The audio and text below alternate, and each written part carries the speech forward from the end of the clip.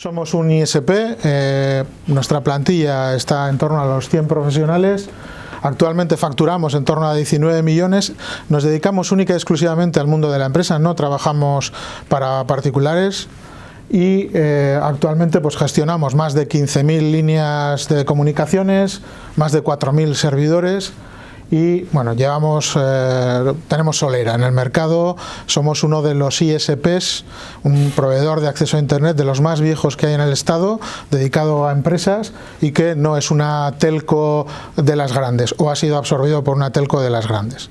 Nuestra sede principal está en Zamudio, en el Parque Tecnológico, en el País Vasco, pero tenemos presencia en Madrid, en Barcelona, en Valencia y ahora también en Sevilla.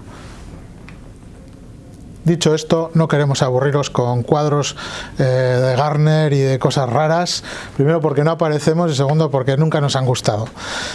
Trabajamos para empresa y la gente nos suele asociar con servicios de calidad, sin más. Bueno, ya comenzamos con a entrar en materia. Yo creo que a día de hoy es...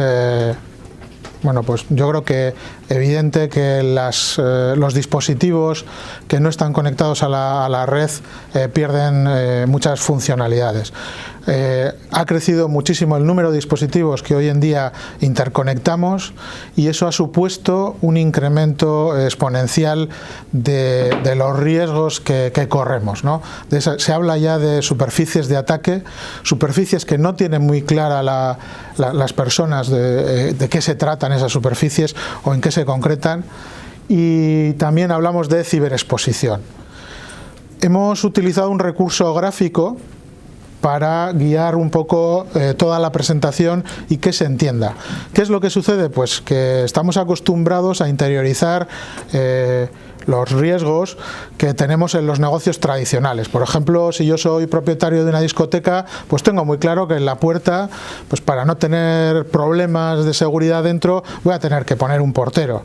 Y tengo muy claro que además voy a tener que poner extintores por si hay un incendio.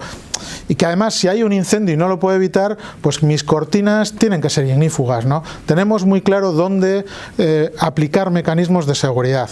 Cuando estamos hablando del mundo ciber, las cosas se empiezan a complicar. Bueno, lo que vamos a intentar con este recurso gráfico es que tengáis visibilidad de dónde se van a aplicar diferentes mecanismos de seguridad, qué mecanismos utiliza SareNet para minimizar los riesgos en cada capa, y vamos a hablar de seguridad en capas. También vamos a hablar de algunos temas que no se pueden ver gráficamente, pero que tienen que ver con qué pasa si todo lo que he hecho pues, no funciona bien. Entonces, en este recurso gráfico empezamos con el viaje del dato. En el extremo de la izquierda tenemos lo que son los ordenadores, los PCs, los equipos tradicionales que todo el mundo tiene en mente, y nos vamos alejando de ese entorno tan familiar.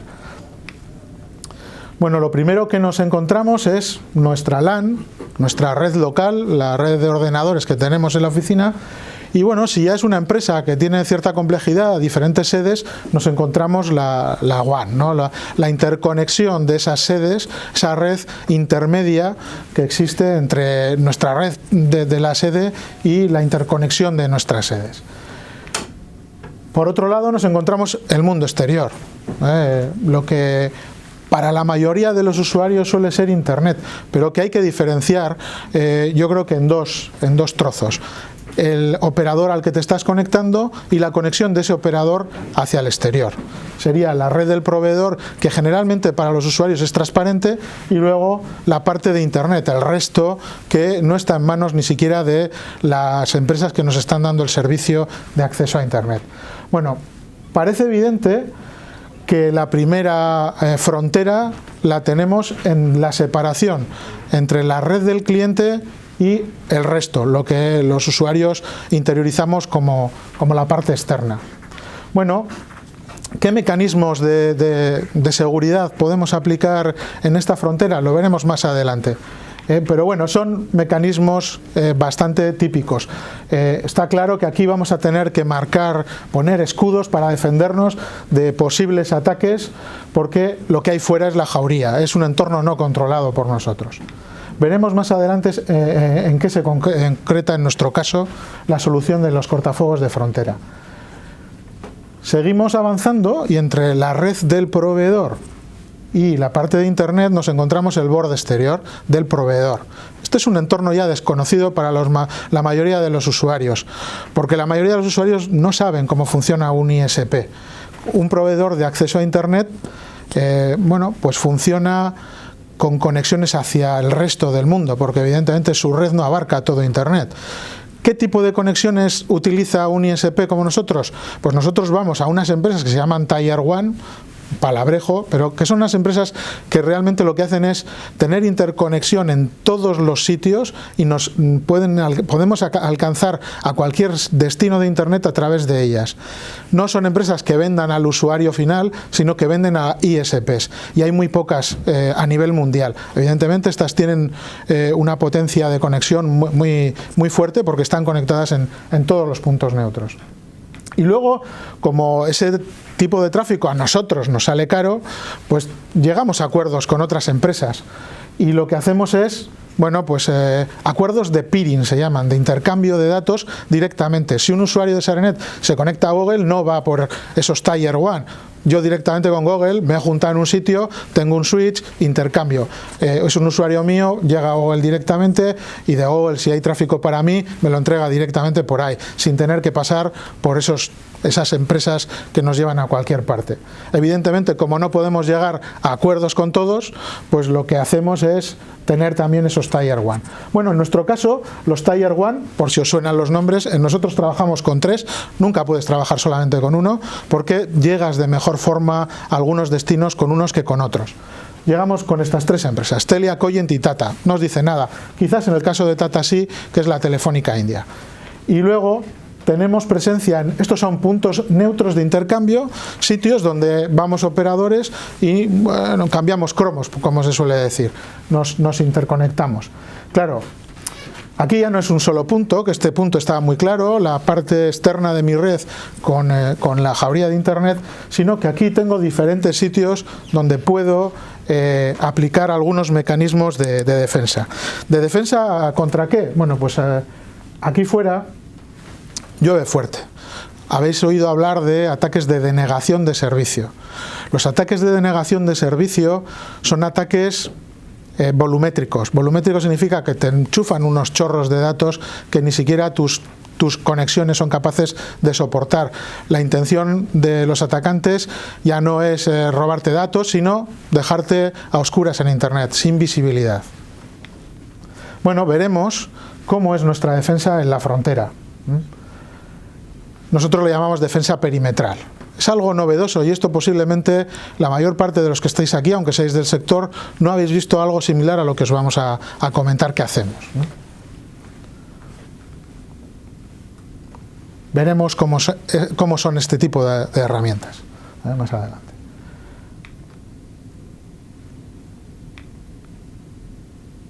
Bueno, otro punto donde existe también una frontera bastante clara es entre la LAN y la WAN, es decir, las sedes se conectan al exterior siempre, ¿cómo? Bueno, pues a través de routers, ¿no?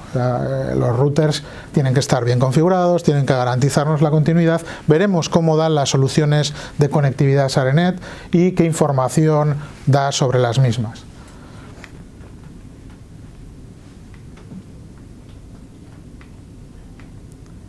Veremos cómo garantizamos que en todo momento se dan las conexiones, cómo garantizamos la integridad de esas configuraciones de esos equipos, y también hay algo que tenemos que tener en cuenta, es decir, ¿qué sucede dentro de mi WAN? Mi WAN es esa red que une mis sedes. ¿Qué tráfico está circulando por esas redes que muchas veces son alquiladas a un operador como SARENET, ¿no? Una VPN o una MPLS, igual esas palabras os suenan más. Son redes privadas virtuales montadas sobre infraestructura de operadores como nosotros y que permiten canalizar los datos de una sede a otra. Tenemos que tener mecanismos para saber qué está pasando cuando tenemos, por ejemplo, una infección en una sede y está generando un tráfico interno que está propagando cosas por la WAN, ¿no? Bueno, veremos cómo es nuestro sistema de control de flujos, cómo controlamos los tipos de tráfico que están circulando dentro de de esta WAN y veremos cómo damos las soluciones. Acercándonos un poquito más a la workstation, al equipo de trabajo del usuario, pues tenemos nuestra LAN. Aquí podemos utilizar diferentes estrategias. Parece obvio, y yo creo que ya algunas las tenemos asumidas, que tenemos que segmentar, dependiendo de la criticidad, las redes, utilizando pues algunas capacidades que nos dan esos elementos de red, que son los switches, y estancando, por ejemplo, la red de administración de la red de los alumnos, para que no puedan acceder y cambiarse las notas. Lo digo en un entorno de un colegio porque se entiende muy fácil, pero cada uno en su negocio tiene diferentes entornos que lo suele querer tener estancos, y que, o por lo menos estancos, y controlar quién habla con qué entre esos dos mundos, entre esas dos redes. Eso se hace a nivel de red local. La segmentación de esas LAN se llama. Bueno, se trata, aquí gráficamente lo hemos puesto con unir perros con perros y gatos con gatos, ¿no?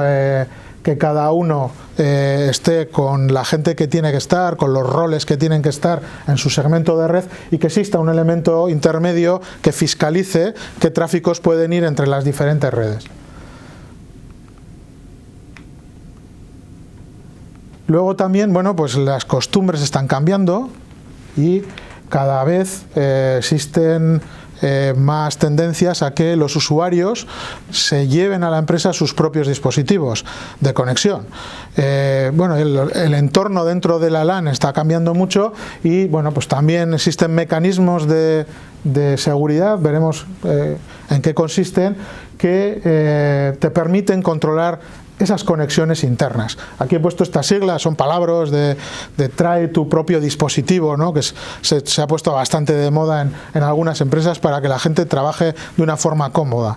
Y muchas veces también los propios dispositivos de la empresa ya no están hipercontrolados en un entorno en el que no se puede instalar nada. La gente se los lleva a casa, anda por ahí conectándose en hoteles y demás, y hay que controlar ese tipo de accesos cuando uno retorna a casa o cuando se está conectando a recursos de la empresa. Por último, aunque no es lo último, está el endpoint, es decir, proteger el propio equipo. En la convocatoria venía un llamamiento, yo creo que muy claro, que supongo que a todos les ha hecho levantar la oreja, ¿no? Como se suele decir, ransomware. Yo creo que todo el mundo tiene en mente que los ataques de ransomware han sido una faena estos últimos años. Todo el mundo conoce a algún conocido o lo ha sufrido en sus propias carnes o en su empresa, que les han encriptado algún equipo. Muchos han pagado. Yo conozco a muchas empresas que me lo han comentado en Petit Comité, porque esas cosas no se reconocen, pero han pagado a los secuestradores de datos por esas claves para desencriptar la información. A veces era información muy valiosa o información comprometida, porque su negocio se podía haber comprometido. Y te lo confiesan en Petit Comité, no lo dicen abiertamente, pero cuidado, no poner remedio a este tipo de situaciones, primero es peligroso para el propio negocio, y luego con la nueva ley de protección de datos, evidentemente es un riesgo. Tienes que declarar que has sufrido un incidente de ese tipo, y si no te pueden sancionar. O sea, ya no solamente el riesgo del propio negocio, sino que además puede ser sancionado por no decirlo. Falta un elemento que no viene aquí, ya comentaremos cuál es. Y luego, sobre todo esto, claro, tenemos que tener visibilidad de lo que está sucediendo, de tener una foto en todo momento de cómo de seguro son mis activos. Activos llamamos a las impresoras, a los PCs, a mis dispositivos móviles, todo ese conjunto lo llamamos activos. Es decir, cómo de seguro es mi entorno. Existen herramientas que nos pueden decir en todo momento, como veremos, cómo de seguro es ese entorno, qué acciones tengo que llevar a cabo para empezar a solucionar los problemas que tengo en ese entorno y cómo actuar en cada momento. nosotros hablamos de auditorías evolutivas de seguridad. Ya no vale el hacer una auditoría una vez al año, sino tener herramientas que continuamente nos estén dando ese input, que pueda tener yo un informe que lo pueda entender muy rápido y que pueda ejecutar acciones. Bueno, hay cosas que no se pueden pintar en esta línea, y es qué pasa cuando todo falla, cuando, bueno, pues a pesar del extintor de la discoteca se han quemado las cortinas y bueno, pues tengo que tener en cuenta que esa tela tiene que ser ignífuga. Bueno, pues también están los planes de contingencia. Hablaremos de algunas soluciones que Saranet presta en este entorno, ¿no? Los planes de contingencia cuando todo falla. Y rodeando a todo eso, pues está la seguridad gestionada. Es decir, todas estas piezas del puzzle que hemos visto, alguien nos las tiene que gestionar. ¿Por qué? Pues porque muchas veces soy una tornillería, yo sé mucho de tornillos, sé mucho de vender tornillos, pero no tengo un técnico especialista en seguridad que me ponga esas medidas que yo necesito, ni entiendo ni quiero entender. Yo quiero centrarme en mi negocio. Entonces, al margen de esas pinceladas, de esas piezas de mecanismos de seguridad que podemos prestar de forma autónoma, que las puede gestionar el cliente, también nos puede pedir, llega un momento, oye, esto gestiónamelo tú. Ese sería un poco el lazo de todo el paquete. Entonces, aquí estáis empresas que sois para nosotros un potencial cliente final, y también hay empresas que sois del sector. A cualquiera de las dos os podemos complementar o dar servicio. Es decir, a una empresa que es un integrador, pues igual algunas de estas cosas no las tiene resueltas y podemos ayudarle a completar su portfolio. Y a una empresa cliente final, pues también en algún momento dado le podemos dar el servicio más empaquetado o incluso gestionado por nosotros si nos lo llegara a pedir. Bueno, comenzamos con la parte externa, lo que hemos visto, la defensa perimetral. Para ver de qué se trata, vamos a utilizar el símil de un árbol. Ya os hemos dicho que nosotros no somos técnicos y que vamos a intentar que las cosas se entiendan en esta jornada para que, bueno, pues las personas que vienen y no son del sector, pues tengan también conocimiento, ¿no? Utilizamos el símil de un árbol en el que, bueno, pues el cliente sería una hoja del árbol. Luego nosotros tenemos lo que se llama una red de acceso. Los proveedores de acceso tenemos unas líneas muy gordas que interconectan prácticamente las ciudades, entre Barcelona, Madrid, duplicadas, con diferentes operadores de mucha capacidad, y luego nos vamos acercando al usuario, vamos llegando hasta esa central de una ciudad, de esa central a la central del barrio, y de la central del barrio por cable o por un FTTH o por una DSL hasta el usuario final. Bueno, estaría la red de acceso, ese último, cuando salimos de las redes gordas, estamos en la red de acceso. Luego estaría el backbone, que sería esa interconexión entre ciudades que tenemos para cursar todo el tráfico ya empaquetado de todos los usuarios. Y luego estaría lo que hemos visto antes, que os he explicado un poquito cómo funciona un ISP. Pues nosotros también nos tenemos que conectar al exterior. Nos conectamos a través de esos enlaces de tránsito, y se llaman así los de los Tier 1, que nos llevan a cualquier sitio, y los de peering, esos enlaces en los que en un sitio hemos quedado con Google, con tal, y cambiamos directamente el tráfico en un switch. Bueno, esto serían las raíces. ¿Qué sucede? Bueno, este sería el tráfico, ¿no?, de un cliente que se está conectando a Internet, entraría por alguna de esas ramas, es transparente para los usuarios, hasta el cliente final. Bueno, el punto más débil de todo esto, evidentemente, es la última milla.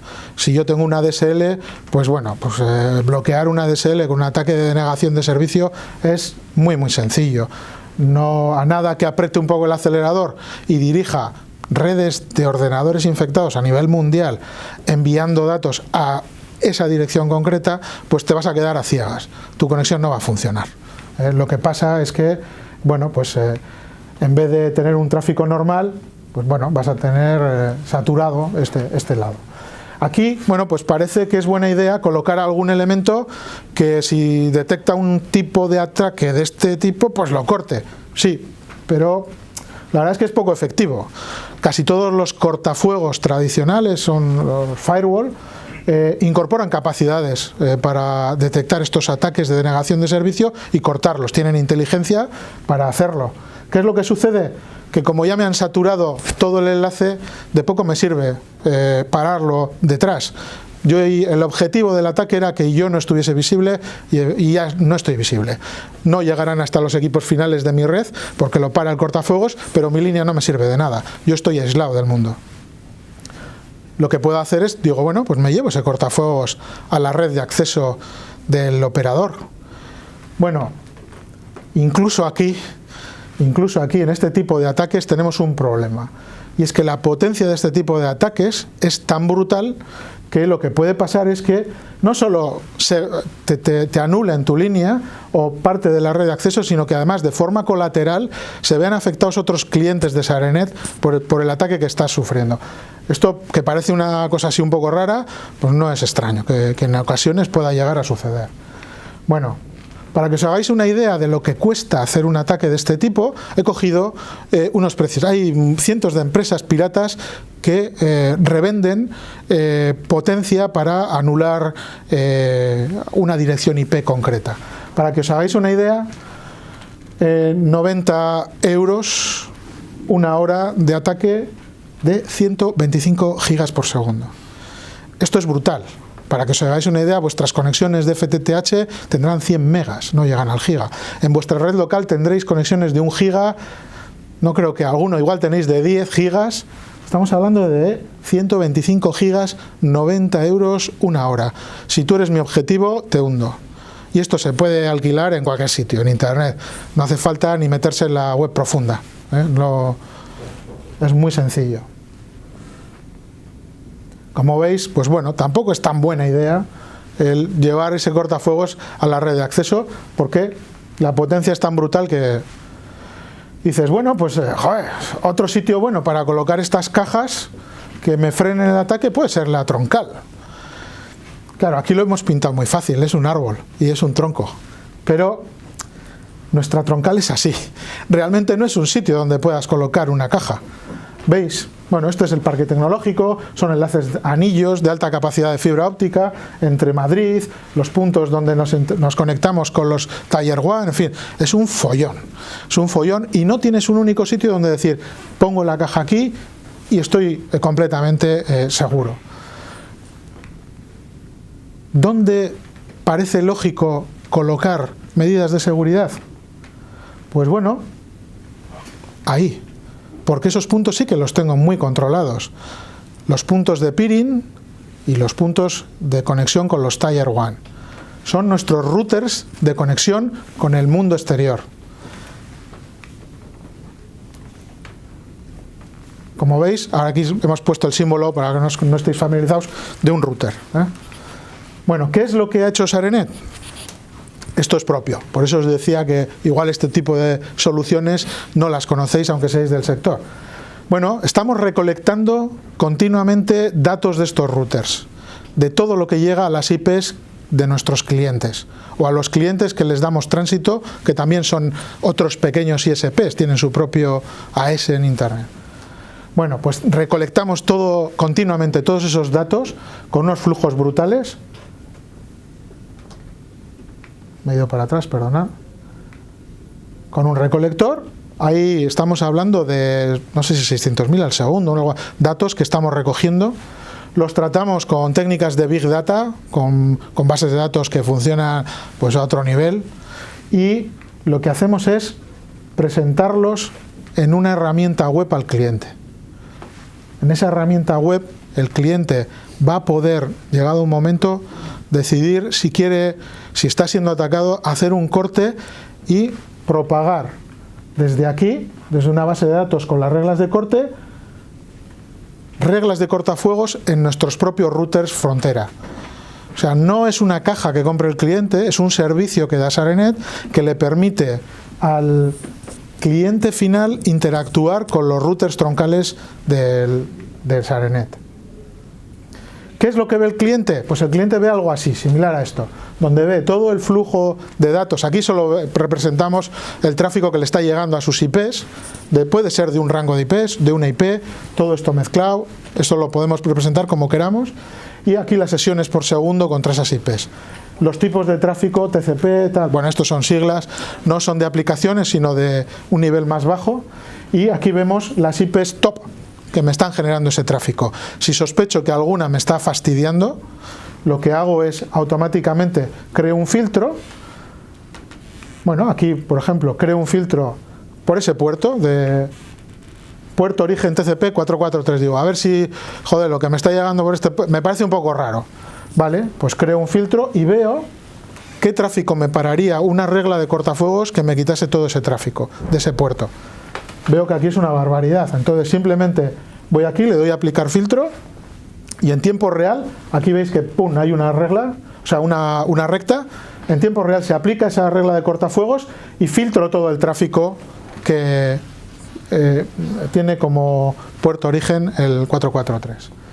Estas reglas son, por si acaso se le olvida a alguno quitarlas, son reglas que tienen un cronómetro.